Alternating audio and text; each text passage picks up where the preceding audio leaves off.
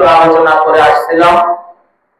গত 3টি জুমা ধারাবাহিকভাবে শিরক কাকে বলে, শিরক করলে কি হবে, শিরকের পরিণতি কি হবে, এই বিষয়ের উপরে আমরা গত 3টি জুমা আলোচনা করেছি। আজকে আমরা শিরকের মধ্যে আরেকটি অধ্যায় হলো সীমা লঙ্ঘনকারী ধ্বংস হোক। কোন লঙ্ঘনকারী? সীমা লঙ্ঘনকারী। যেই পর্যন্ত মাপকাঠি দেওয়া আছে, মাপকাঠির বাইরে অতিরঞ্জিত যদি কিছু করা হয়, রাসূল করিম সাল্লাল্লাহু আলাইহি ওয়াসাল্লাম বলেন ওরা ধ্বংস হোক। ওরা কি হোক? ধ্বংস হোক। রাসূলুল্লাহ সাল্লাল্লাহু আলাইহি ওয়াসাল্লাম এই সীমা লঙ্ঘনকারীর প্রথম অধ্যায়ের প্রথম যে হাদিসগুলো আমি তেলাওয়াত করেছি, হাদিসগুলোর বর্ণনা থেকে ইনশাআল্লাহ আল্লাহ চাইলে সংক্ষিপ্ত সময় কিছু আলোচনা করব ইনশাআল্লাহ। আল্লাহ তাআলা সকলকে তৌফিক দান করুন, আমিন। এই হালকা কমাতে বলছিল।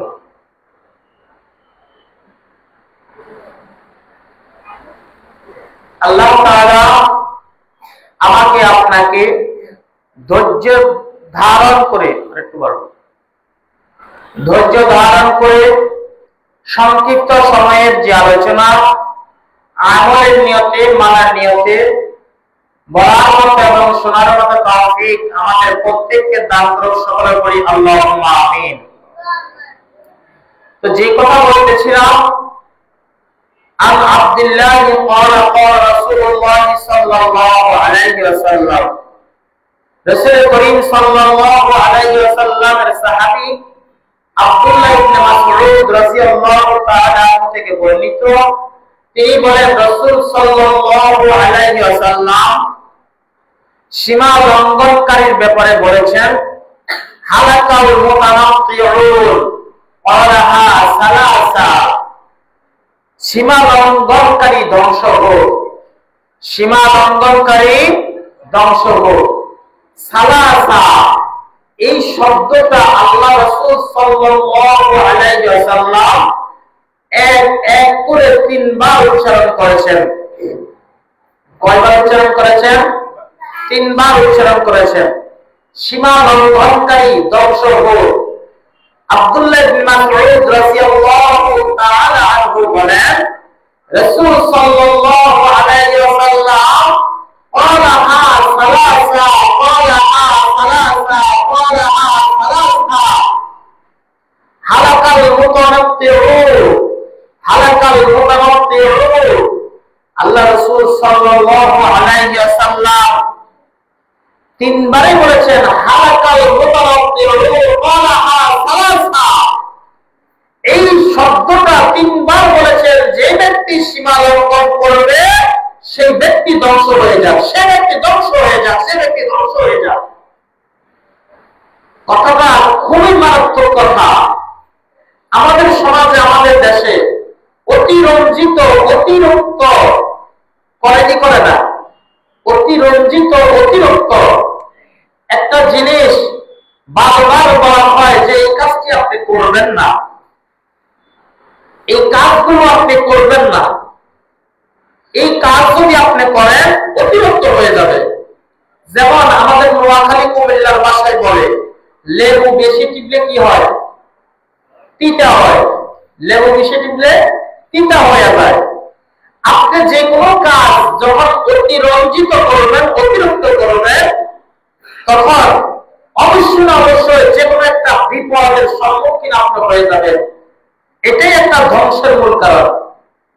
যারা গাড়ি ড্রাইভিং করে, ওই ড্রাইভার যখন অতিরঞ্জিত অবস্থায় রাস্তায় চলাচল করার সময় গাড়ির স্পিড বাড়িয়ে দিয়ে আরেকটা গাড়িকে তারা অতিক্রম করতে চায়, প্রতিযোগিতা শুরু হয়ে যায়।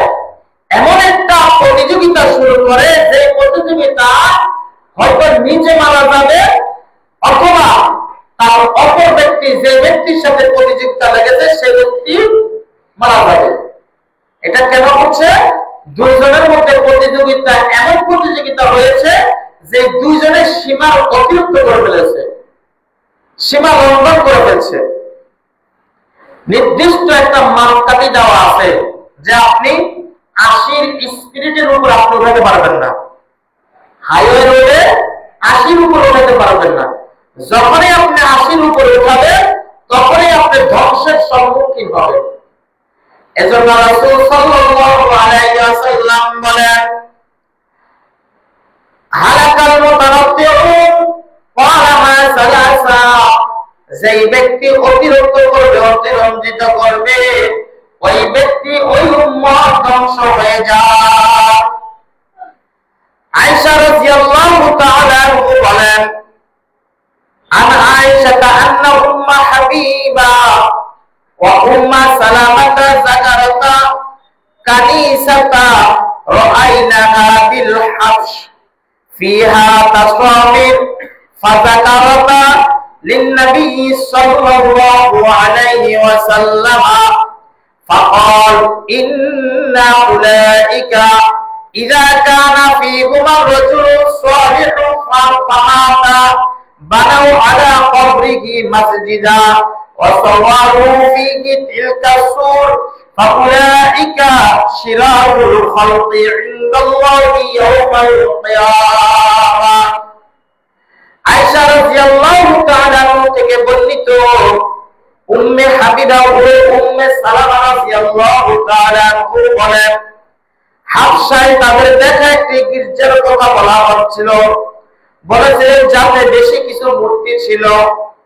তারা উভয় বিষয়টি নবীজি সাল্লাল্লাহু আলাইহি ওয়াসাল্লামকে নিকট বর্ণনা করলেন, মারা গেলে নিকট অবস্থা বর্ণনা করলেন। তাদের অবস্থা ছিল এমন যে তাদের কোন সৎ লোক মারা গেলে তারা তাদের কবরের উপর মসজিদ বানিয়ে ফেলত, আর তারা ভিতরে সেই লোকের মূর্তি তৈরি করত।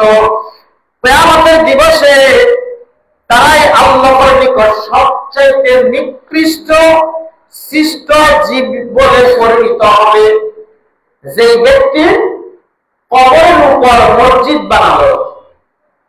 আমাদের দেশে মাজার শরীফ আছে না? মাজার শরীফ আছে তো, মাজার শরীফ দিয়া মাজারের এক পাশে মসজিদ তৈরি করে রেখেছে। আমার এই মাজারটাকে মসজিদ মনে করে, আমার নিচে মাজার উপরে মসজিদ, এমন বহু জায়গায় আছে নিচে মাজার শরীফ উপরে মসজিদ। রাসূল সাল্লাল্লাহু আলাইহি ওয়াসাল্লাম, এটা কিন্তু ফেলে দেওয়া হাদিস নয়, জয়ীফ নয়, হাসান, যে আয়েশা রাদিয়াল্লাহু তাআলা আনহা হাদিসটি বর্ণনা করেছেন উম্মে হাবিবা উম্মে সালামা রাদিয়াল্লাহু তাআলা থেকে। কি বললেন?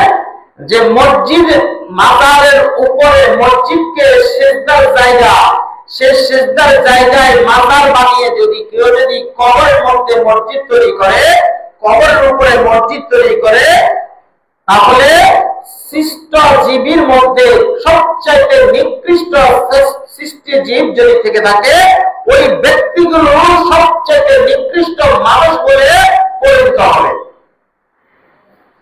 তাহলে এটা একটা অতিরিক্ত না? রাসূল বলেছেন কবরকে সিজদার জায়গা বানানো যাবে না। কবরকে কি বানানো যাবে না?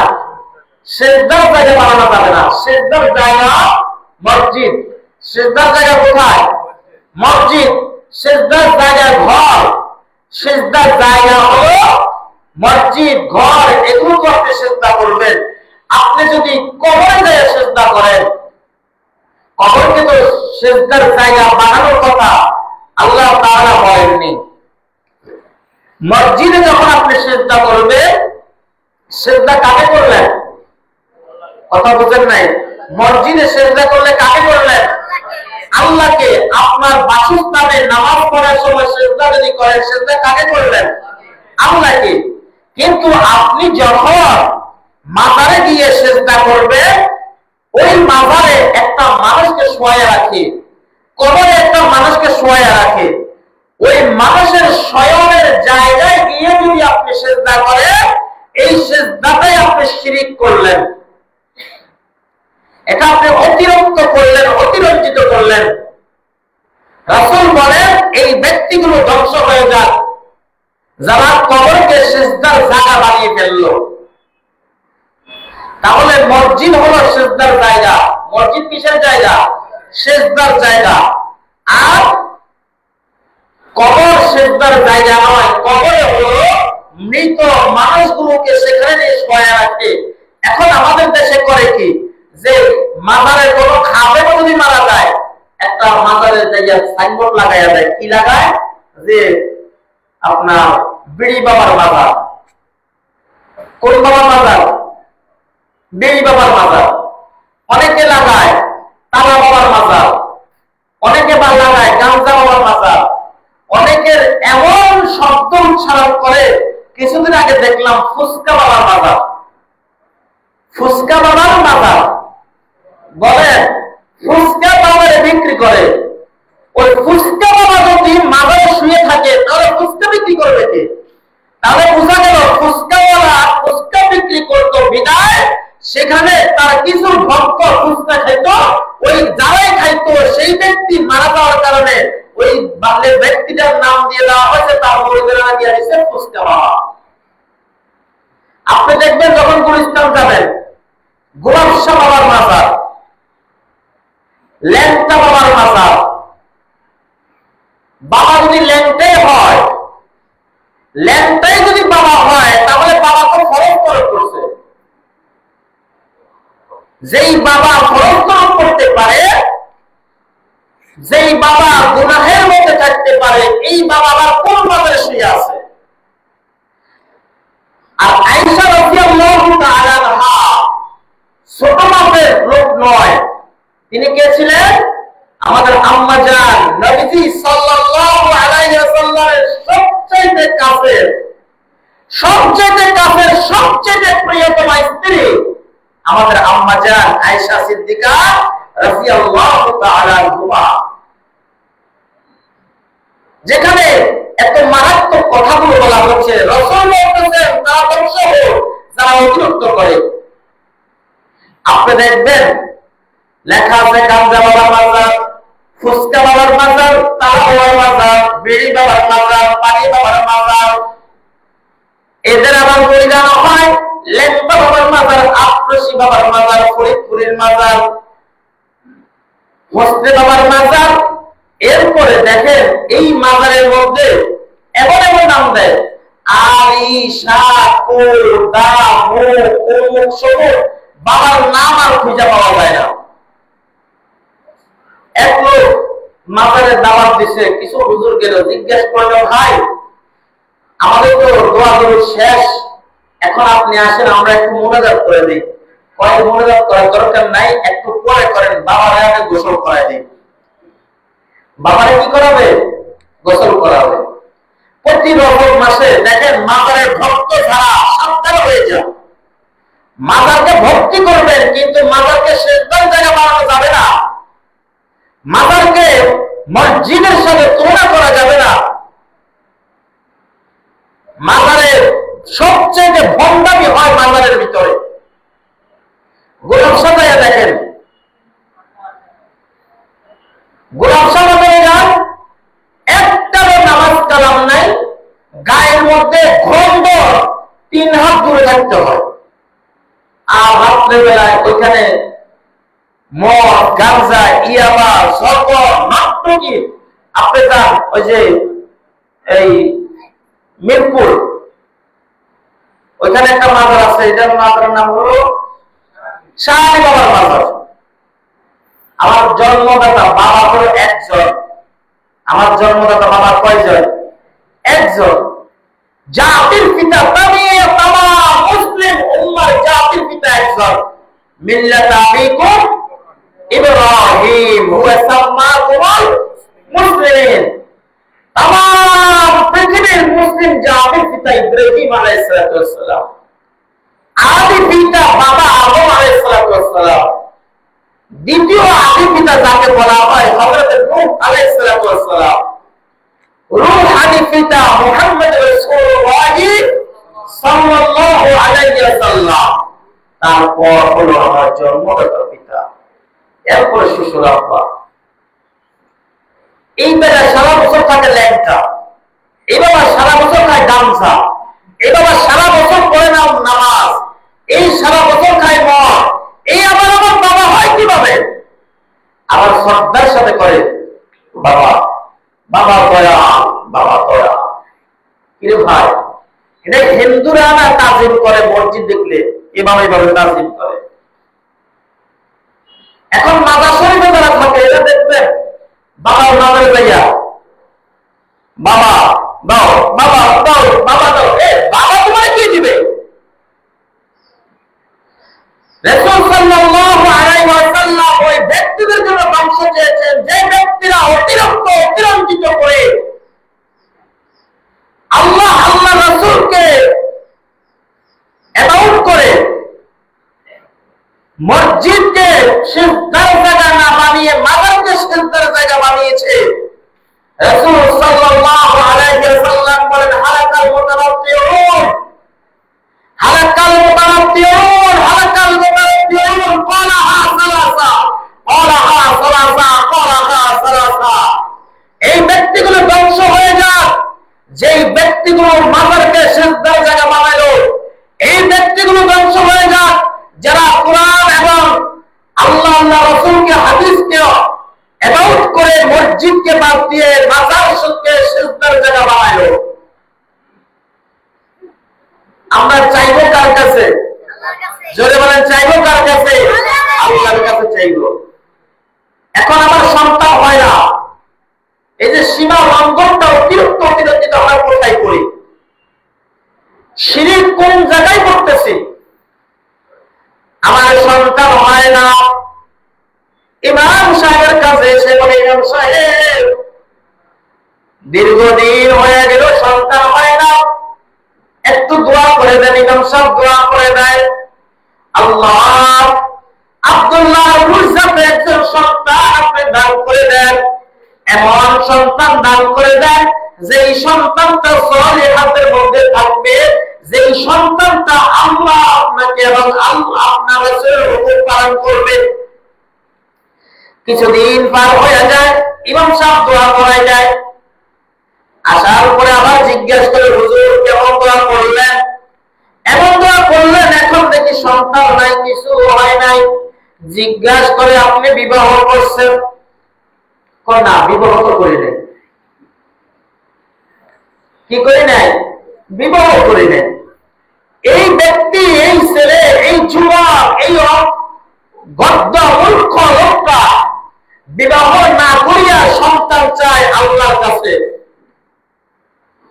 আদম আলাইহিস সালাম থেকে অন্ত পর্যন্ত স্বামী এবং স্ত্রী উভয়ের মধ্যে মিলনের মাধ্যমে আল্লাহ তাআলা সন্তান দান করতেছেন। কথা ঠিক কিনা? আল্লাহ রাব্বুল আলামিন সিস্টেম দিয়ে দিয়েছেন, সন্তান আসতে হলে তুমি বিবাহ করতে হবে। সন্তান আসতে হলে কি করতে হবে? বিবাহ করতে হবে। এখন আপনি বিবাহ করেন না, সন্তান আশা করেন কিভাবে?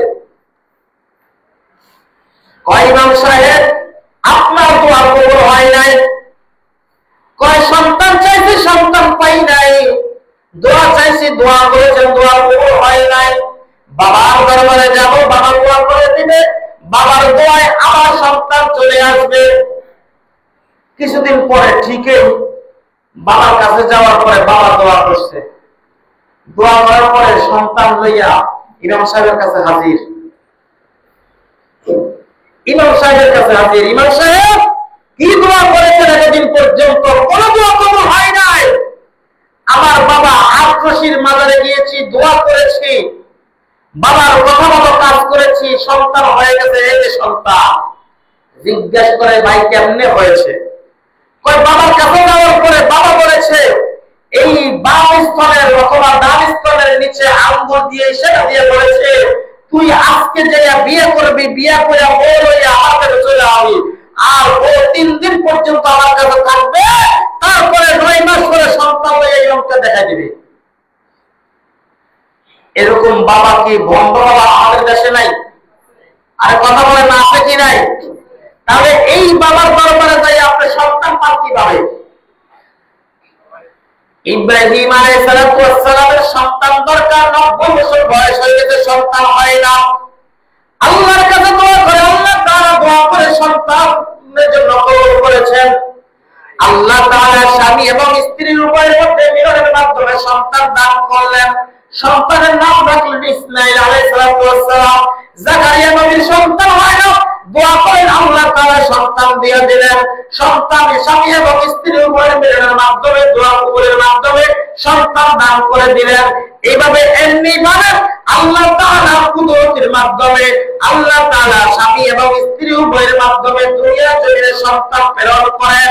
এখন কোন লোক যদি বলে যে আমার বাবা আমাকে সন্তান দান করবে, আমার বাবা আমাকে সন্তান দিবে, রাসূল সাল্লাল্লাহু আলাইহি ওয়াসাল্লাম বলেন হালাকাল মুতানাফিউন এই ব্যক্তিগুলো অতিরঞ্জিত হওয়ার কারণে, সীমা লঙ্ঘন করার কারণে এরা ধ্বংস হয়ে যায়। তাহলে 1 নম্বর কবরকে সিজদা করা যাবে? বলেন 1 নম্বর কবরকে কি করা যাবে না? সিজদা করা যাবে না। কিছু চাবেন, কার কাছে চাবেন? আল্লাহর কাছে চাবেন। বাবা আপনাকে দেওয়ার ক্ষমতা নাই, বাবা আপনাকে দেওয়ার ক্ষমতা নাই। মাজারে যাবেন, মাজারে আপনাকে দেওয়ার ক্ষমতা নাই। গাঁজা বাবা, কুটনা বাবা, ওই ফুসকা বাবা, মোয়ালা বাবা, ইয়াবা বাবা, বিড়ি বাবা, গাঁজা বাবা, তালা বাবা, লেম্পা বাবা, আত্মশীল বাবা, কোন বাবারই ক্ষমতা নাই সন্তান দেওয়ার। সন্তান দেওয়ার মালিক একজন, তার নাম কি? জোরে চিল্লায় বলে আল্লাহ। অতএব কোন বাবার দরবারে চাওয়া যাবে না।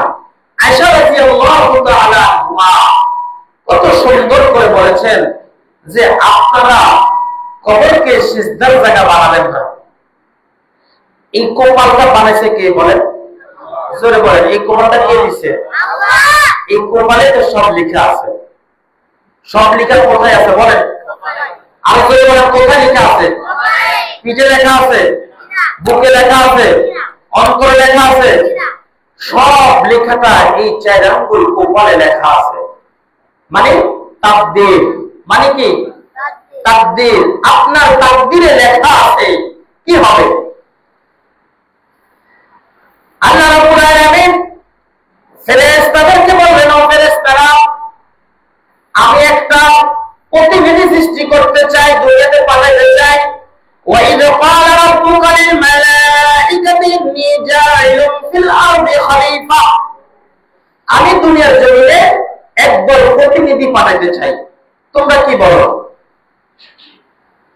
ফেরেশতারা বলে, আল্লাহ আপনি যে প্রতিনিধি পাঠাইবেন, وَنَجْعَلُ فِيهَا مَن يُفْسِدُ فِيهَا وَيَسْفِكُ الدِّمَاءَ।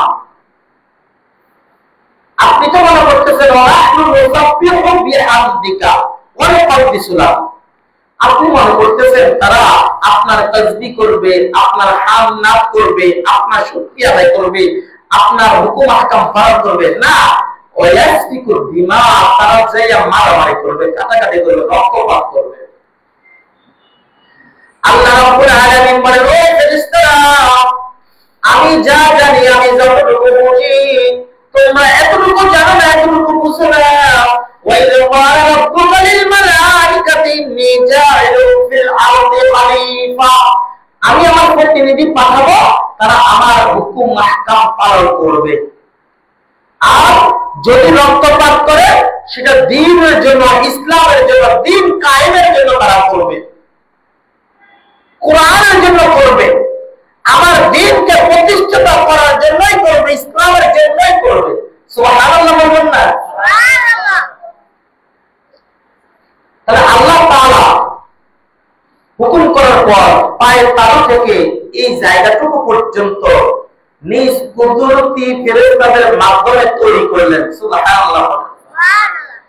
এই ঘাড় পর্যন্ত তৈরি করার পর যখন এই গলার মধ্যে যত রক কিছু আছে, বলেন এই জায়গা যদি না থাকে এটার কোনো মূল্য আছে? এই বড়ির মূল্য আছে? এখন সবগুলি ফিটিং কইরা জোড়া তালি দিয়া সব রড মগ যা আছে জোড়া মোড়া সব আইনা, যেমন সুইচের মধ্যে তার দেওয়ার জন্য চালু করতে হলে আপনার সব তারগুলোকে একসাথে বোর্ডে নিয়ে ফিটিং করে, তাই না?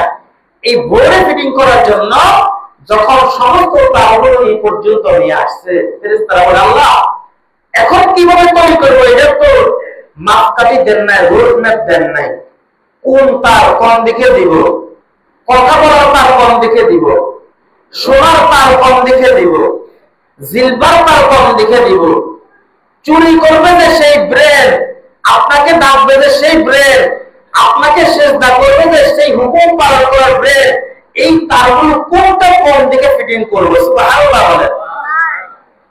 আল্লাহ তাআলা বলেন ফেরেশতারা যুদ্ধের প্রস্তুতি দূরে থাকো, বাকিটা আমার দায়িত্ব। সুবহানাল্লাহ বলেন। আল্লাহ রাব্বুল আলামিন ফেরেশতাদের কাছ থেকে নিয়ে এই জায়গাটুকু থেকে আরম্ভ করে এই মাথার ভিতরে যতগুলো তার ফিটিং করেছেন, যতগুলো দিয়েছে সমস্ত কিছু আল্লাহ তাআলা তার নিজ কুদরতি হাতে ফিটিং করেছেন। সুবহানাল্লাহ বলবেন না? কার কুদরতি হাতে? আল্লাহর নিজ কুদরতি হাতে ফিটিং করেছেন, তৈরি করেছেন। এই জোড়াগুলো থেকে শুরু করে এখানে নিয়ে দিয়েছেন আর বলে দিয়েছেন বান্দারে যদি সেজদা করো, সেজদা করবি আমাকে। সেজদা করবি কাকে? আমাকে। এই কথা বলে আদম আলাইহিস সালামকে সৃষ্টি করলেন, তৈরি করলেন। ফেরেশতা নেতা যিনি ছিলেন, ফেরেশতার নেতাকে হুকুম করলেন এই নেতা সেজদা করো আদমকে। সুবহানাল্লাহ বলবেন না? ফেরেশতার নেতাকে বললেন সেজদা কর, আদমকে সেজদা কর। নেতা বলে কি ঘটনা কি? আমাকে তৈরি করেছেন মহামূল্যবান গরম জিনিস দিয়া, আর ওনাকে তৈরি করেছেন মাটি দিয়া, যেটার উপরে মানুষ চলাচল করবে, হাঁটবে, আর আমি থাকবো উপরে, সিজদা আমি তাকে করতে পারবো না। ঠিক আছে, যদি না করতে পারো তাহলে তোমার একটা আদেশ হয়ে যাক, ইল্লা ইবলিস আবা ওয়াস্তাকবারা ওয়া কানা মিনাল কাফিরিন। তুমি আমার হুকুম অমান্য করার কারণে তোমার নাম দেওয়া হয়েছে ইবলিস, মানে হলো শয়তান, নাফরমান। আর এই নাফরমানি করার কারণে ওয়া কানা মিনাল কাফিরিন, তুমি কাফেরদের মধ্যে অন্তর্ভুক্ত হয়ে গেছো। যখন এই আদেশ পাইলো, কথার সামনের দিকে বেশি বাড়ানো যাবে না, যেহেতু সময় শেষ হয়ে গেছে প্রায়। যেহেতু তুমি আমার আদেশ পালন করতে পারো নাই, তোমাকে আমি কাফেরের দলে অন্তর্ভুক্ত করে দিলাম, আর তোমার একটা নাম দিলাম শয়তান। এখন বলে প্রভু গো, যেহেতু আপনার হুকুম অমান্য করার কারণে আমার এই দুর্দশা হয়েছে, তাহলে আমি কিছু চাই আপনার কাছে। কি চাও? আল্লাহ আমি চাই আপনার বান্দাগুলো কিভাবে জান্নাতে যায়, সেটা যেন জান্নাতে যাইতে না পারে, আমি এদেরকে প্রবঞ্চনা দিয়ে, এদের রক্তের শিরায় শিরায় গিয়ে আমি তাদেরকে প্রবঞ্চনা দিব, যেন তারা আপনার হুকুম ঠিকমতো পালন করতে না পারে। আর কি চাও?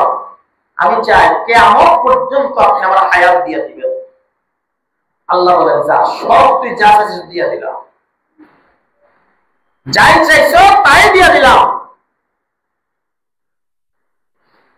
আল্লাহ রাব্বুল আলামিন বলে দেয় ইন্নাল্লাযীনা আমানু ওয়া আমিলুস সালিহাত, ইন্নাল্লাযীনা আমানু ওয়া আমিলুস সালিহাতি কানাত লাহুম জান্নাতুল ফিরদাউসি নুজুলা খালিদিনা ফিহা লা ইয়াবগুনা আনহা হিওয়ালা।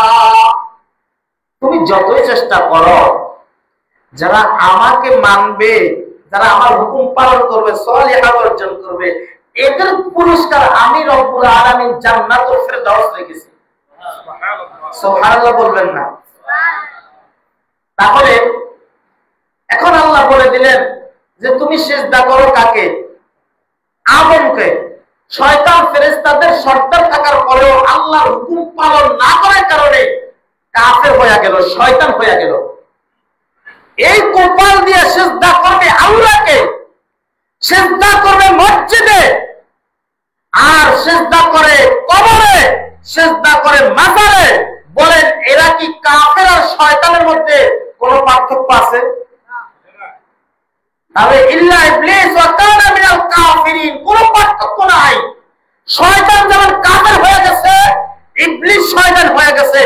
যারাই আল্লাহর ঘর মসজিদকে অবহেলন করে, আল্লাহকে সিজদা না করে, যারাই মাজারে সিজদা দেয়, যারাই কবরে সিজদা দেয়, যারাই পীর বাবার পায়ের মধ্যে সিজদা দেয়, এরা কাফের আর ইবলিস শয়তান হয়ে গেছে, কোনো সন্দেহ নাই। আল্লাহ রাব্বুল আলামিন আমাকে আপনাকে এই কবর পূজারী, মাজার পূজারীদের থেকে, সিজদা থেকে, শিরিক থেকে, সীমা লঙ্ঘনকারী থেকে হেফাজত থাকার তৌফিক দান করে বলি আমিন। যারা সুন্নাত পড়েন, সুন্নাত পড়েন। আসসালামু আলাইকুম।